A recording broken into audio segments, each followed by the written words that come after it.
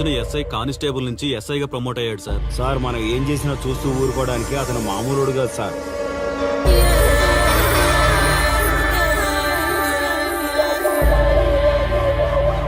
అతను మనకు అలవాటు అయ్యేంత వరకు మనం కొంచెం కంట్రోల్లో ఉందాం సార్. రేయ్, వార్నింగ్ ఇస్తున్నావా విషయం చెప్తున్నావా? సార్ మేమేం చెప్పినా మీ మంచి కోసమే సార్. దాన్ని తీసుకొచ్చేరా. మీరైనా చెప్పండి అమ్మా.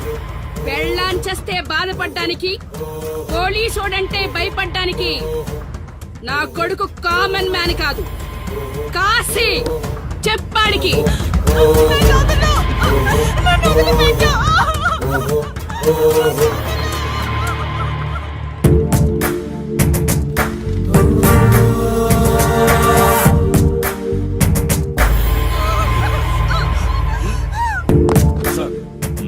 మీరున్నారంటే ఇక్కడ ఎంక్వైరీ చేయడానికి వచ్చాం సార్.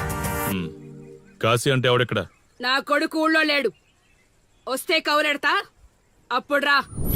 కనిపిస్తే అరెస్ట్ చేసి నీకు కబురెడతా, అప్పుడు నువ్వే రావాలి. నీ పెంపకం కరెక్ట్ కాదు. పదండి.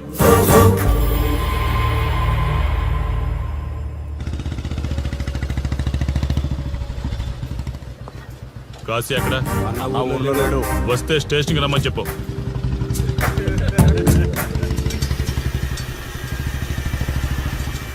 కాశీ ఉన్నాడా? ఇక్కడ లేడు. ఏమిటి సార్ ఆలోచిస్తున్నారు? ఆ కాశీ గురించేనా? మీరు ఈ ఊరికి కొత్త సార్. మీ కొత్తగా ఉంటుంది, వింతగా ఉంటుంది. మాకంతా అలవాటైపోయింది సార్. సార్, ఇతనిపై 120 కేసులు పైగా ఉన్నాయి సార్. అవి ఈ కాగితాలకే పరిమితమైనాయి సార్. ఈ పార్వతీపురం మండలంలో ఏ రాజకీయ నాయకుడు గెలవాలన్నా ఇతని మద్దతు తప్పనిసరి సార్. ఇతను 10 సార్లు గంజాయి స్మగ్లింగ్ చేస్తూ దొరికాడు సార్. పైగా 20 సార్లు దొంగ నోట్లు ముద్రిస్తూ పట్టుబడ్డాడు సార్. అంతెందుకు, మీరు అరెస్ట్ వారెంట్ పట్టుకుని తిరుగుతున్నారే, ఇలా చాలా మంది తిరిగారు సార్. కుదిరితే కొన్నాడు, కుదరకపోతే కొట్టాడు. మనకు కుటుంబాలు ఉన్నాయి సార్. నీ పేరుంటేనే వణుకు పుట్టాలన్నా.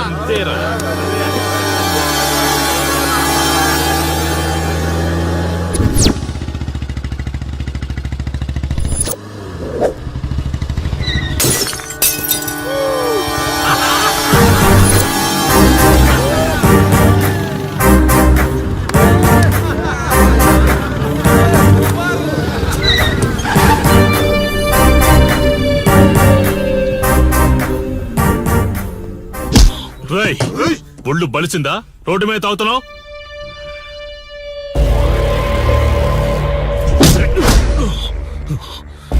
ఈ నర్సీపురం ఊర్లో కాశీ ఒంటి మీద చెయ్యేసావంటే కార్టికి టికెట్ కన్ఫర్మ్ అయినట్టే. కరెక్ట్ గా దొరికావురా.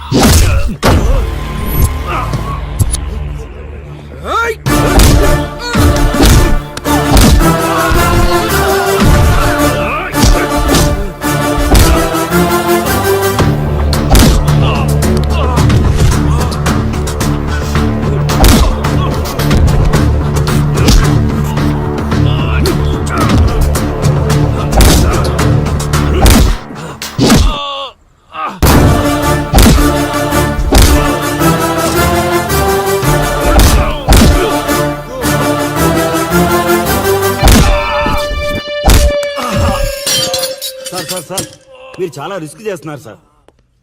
నేను డ్యూటీ చేస్తున్నాను. 3 రోజులు గవర్నమెంట్ హాలిడేస్. నేను వైజాగ్ వెళ్తున్నాను. కాశీ అంటే భయపడే వాళ్ళని ఇంటికెళ్ళి భజన చేసుకోమని చెప్పండి. తిరిగి వచ్చాక వాడిని కోర్టులో ప్రొడ్యూస్ చేస్తాను. వాడిని వదిలే ప్రసక్తే లేదు. నమస్తే సార్. ఎక్కడ మీ ఎస్ఐ? వద్దా? ఎందుకు వద్దంటున్నావు కాశీ? చెత్త నా కొడక, ఊర్లో కాశీని విధవం చేసి వదిలేద్దామనుకుంటున్నావా?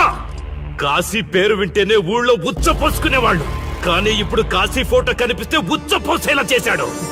ప్రాబ్లం నాది, పోయిన పరువు నాది. నేను చూసుకుంటాను పో.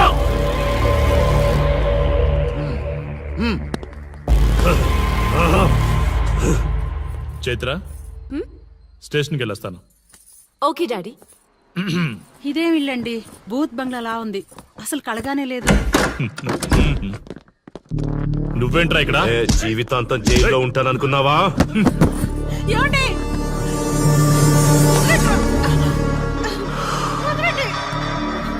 నీ ఇంట్లో అసలు అందమే లేదురా. రేయ్, ఏంట్రా వాగుతున్నావు? డాడీ ఏమండి?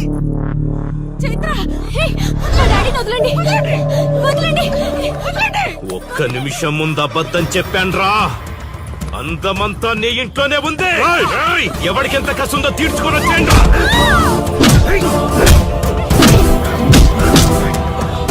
ఏమండి? ఏమండి? చైత్ర అండి చైత్ర అండి. డాడీ డాడీ వదలు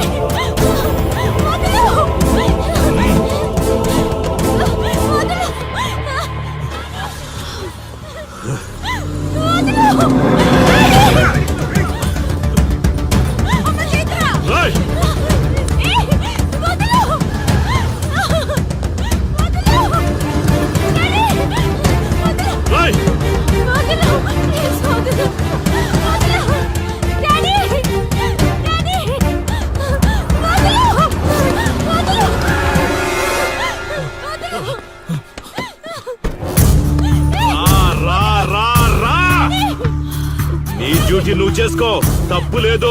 నా పెళ్ళాం కేసులో వేలు పెట్టి నా గురించి తెలుసుకోకుండా ఈ ఊర్లో అడుగు పెట్టి నేనంటే భయపడే ఈ జనం ముందు నా మీద చెయ్యి వేశావు, అది తప్పు. చూడు చూడు, నువ్వేం పోలీసోడివిరా. కిలోమీటర్ పరిగెత్తేసరికి ఒంట్లో ఓపిక చచ్చిపోయిందా? డాడీ వదలు డాడీ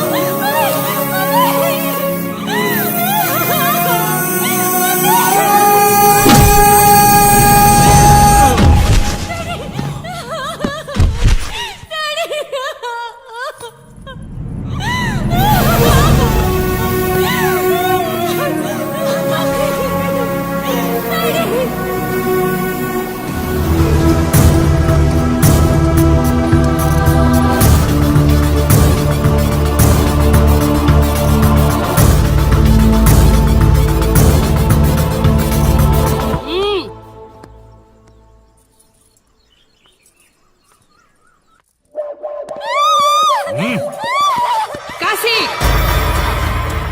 నొప్పి ఒక్కరోజు తెలిస్తే చాలదు. నువ్వు 3 రోజులు జైల్లో ఉన్నావు. అది జీవితాంతం మన ఇంట్లో బందీగా ఉండాలి.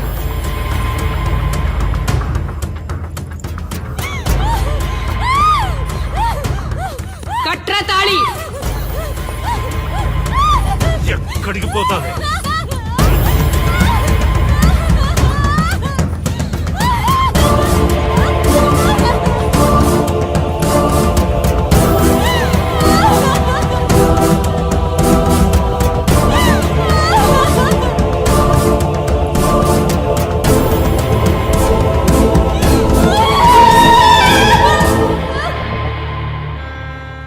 ఆ దుర్మార్గుడి నుండి తప్పించుకుని నా దగ్గరకు వచ్చింది. ఆ తర్వాత నీకు తెలిసింది.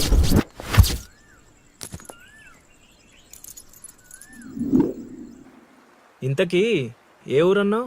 అదేదో పార్వతీపురం దగ్గర నరసీపురం అటబా, అంతేనా?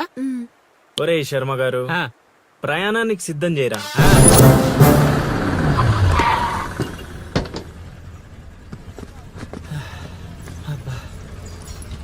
బా, ఊరు చాలా పెద్దదిలా ఉంది. ఎక్కడైనా ఎతుకుతావు? రే శర్మ గారు, నడవడానికి కాళ్ళు, తిరగడానికి ఓపిక రెండు ఉన్నాయి కదా. ఐసులా పోనే. పోసేసుకుంటాడు.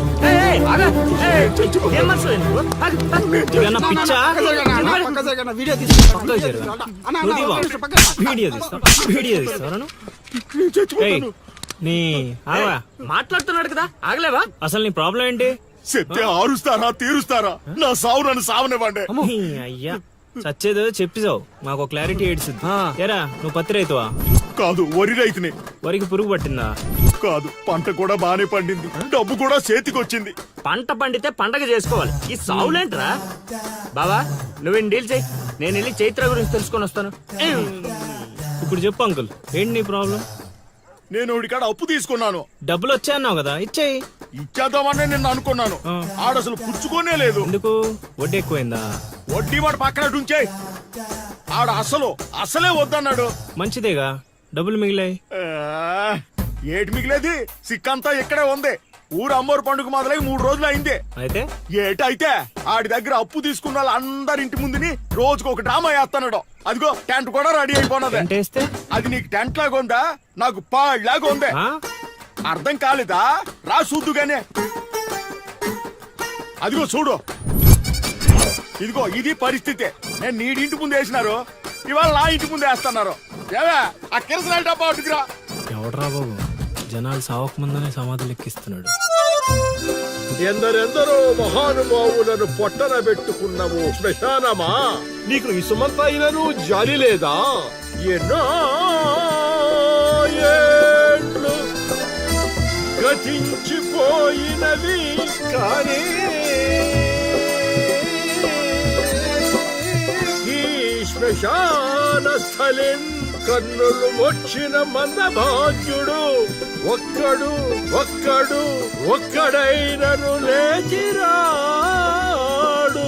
ఎన్నాళ్ళ ఆహా హార్మోనియం పద్యం రక్తి కట్టే సమయంలో దగ్గి డిస్టర్బ్ చేసావు కదరా ఎద్దవ్వా. వంకెతకలేనమ్మా, డొంకెట్టుకెళ్ళాడిందట. పద్యం మర్చిపోయినని ఒప్పుకోవచ్చు కదా. అవే సాంఘిక నాటకాల హీరోయిన్. ఇంత గొప్ప హరిశ్చంద్ర నాటకములో నా పక్క చంద్రమతి వేషమంటే మాటలా, నాకే కౌంటరా? ఏయ్ పద్మశ్రీ అయ్యగారు తాళాల దగ్గర ఇచ్చమంటారా? టైం కాదురా, నే చెప్తాగా. ముందా మంచినీళ్లు గొంతు శృతి చేసుకోవాలి. గురుగారు, యాదవ సేతురం కాకపోతే రిహార్సల్స్ కూడా ఈ గెటప్లు ఏంటండి? ఒరే హార్మోనిస్టు, వేషం పడకపోతే పద్యానికి గొంతు పెగలదురా. మొదలెట్టండి.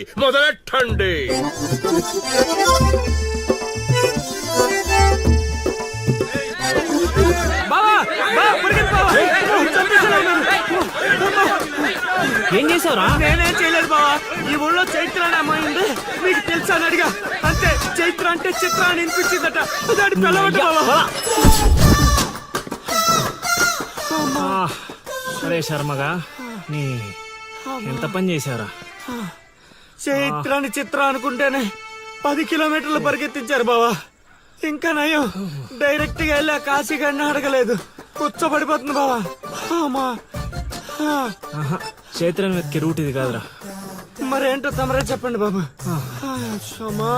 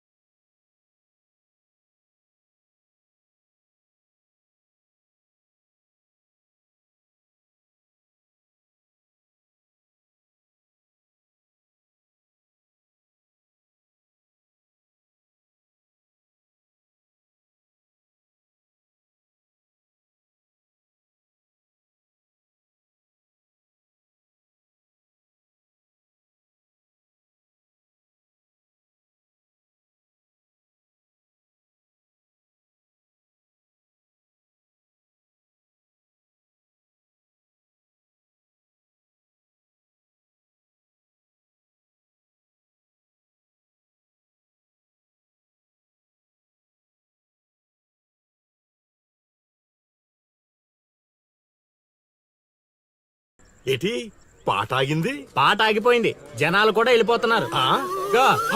అలా కొయ్యిలా నిలబడపోతే 10 రూపాయలు ధర్మం చేయొచ్చు కదా. హతవిధి కళాకారుడు యాచించుటయా?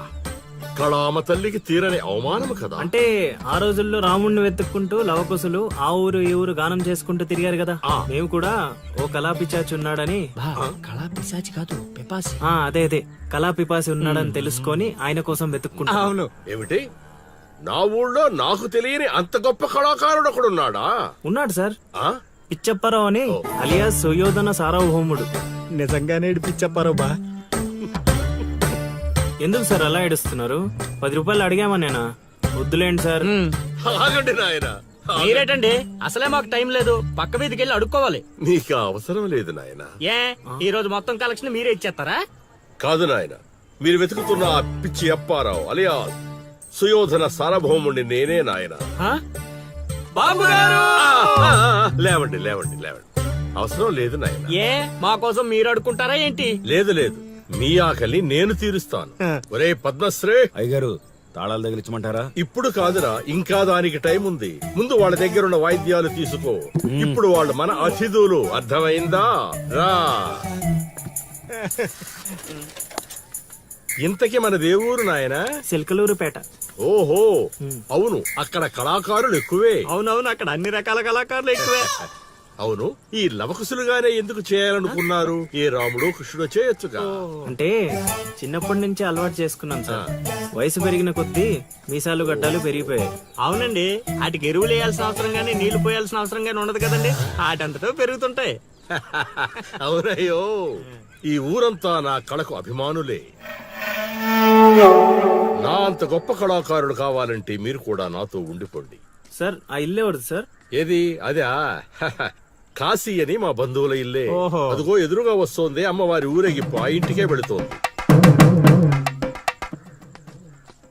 చూడు బాబు, ఇదే మా ఇల్లు. ఈ కళాపిపాసి ఆహ్వానాన్ని స్వీకరించండి. రండి.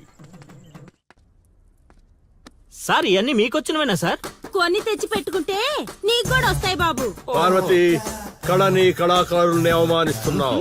అలానే కదా బంగారు ప్రాసులు కాస్త దాన్ని ప్రాసులు చేసేశారు. ఆ ధాన్యాన్ని బియ్యం చేసి తింటేనే కదమ్మా బంగారమైన సంపాదించగలం, లేదా బంగారంలో బతకగలం. సెహవాడ్, సెహవాడ్, నీ మాటతోనైనా కొందరి కళ్ళు తెరుచుకోవాలి. అన్నట్టు వీళ్ళు ఆ అర్థమైంది. ఏమే ఇంకో ఇద్దరు కంట వండి పడే తినిపోతారు. సత్రంలో తయారైంది కొంప. ఇది 1980లో వచ్చింది, ఇది 90లో వచ్చింది. సార్ ఇవన్నీ మనకొచ్చినవని చెప్పుకోకపోతే బతకలేం సార్.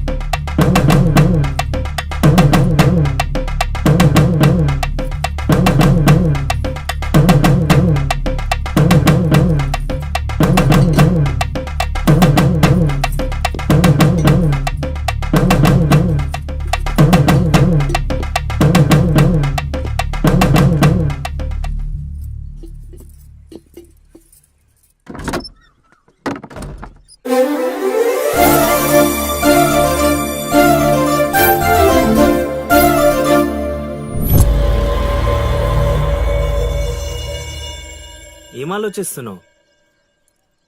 వెళ్ళిపోదాం పద ఇక్కడి నుంచి. ఎక్కడికి? మన ఊరికి. నాకు ఏ ఊరు లేదు. మా అమ్మ నాన్న చనిపోయి చాలా కాలమైంది. నేను ఒంటరి. అయినా నన్ను రమ్మడానికి నువ్వెవరు? అదేంటి అలా మాట్లాడుతున్నావు? నీకేమన్నా పిచ్చా? పద వెళ్దాం. ఒక్కసారి చెప్తే అర్థం కాదా? అయినా నీకు నాకు ఏంటి సంబంధం? ఏంటి సంబంధమా? ఒంటరి అన్నావు కదా, అదే ఒంటరిగా ఉన్నప్పుడు నీ మనసును అడుగు.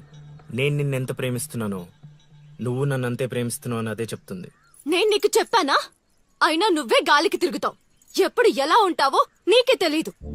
అటువంటిది నిన్ను నమ్మి ఎలా రమ్మంటావు? అయినా వాడు నన్ను కొట్టుకుంటూ తీసుకొచ్చాడు. ఆ రోజు నువ్వు చూస్తూ ఉండిపోయావు. నిన్నేమనాలి? అదా నీ ప్రాబ్లం?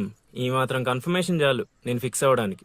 అయినా నేను ప్రేమించిన అమ్మాయికి పెళ్ళై ఉండాలని మా గురుగారు ఎప్పుడో చెప్పారు. ఆనందం వస్తే స్టెప్ లేకుండా ఏడ్చు కూర్చుంటారా? ఇప్పుడు చెప్తున్నా విను. తెలియకుండా తీసుకెళ్లిపోవడం, చెప్పకుండా లేపుకెళ్ళిపోవడం కష్టం కాదు, నాకిష్టం లేదు. తీసుకెళ్ళను లేపుకెళ్ళను అన్నానని నువ్వు దేనికి ఫిక్స్ అవ్వకు. ఎందుకంటే నా మాటకి నేనే ఫిక్స్ అవను. 24/7 ఎప్పుడైనా వస్తా. కొంచెం రెడీగా ఉండే.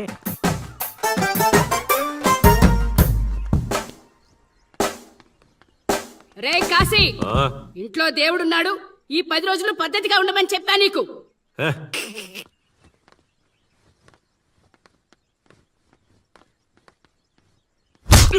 రై రై రై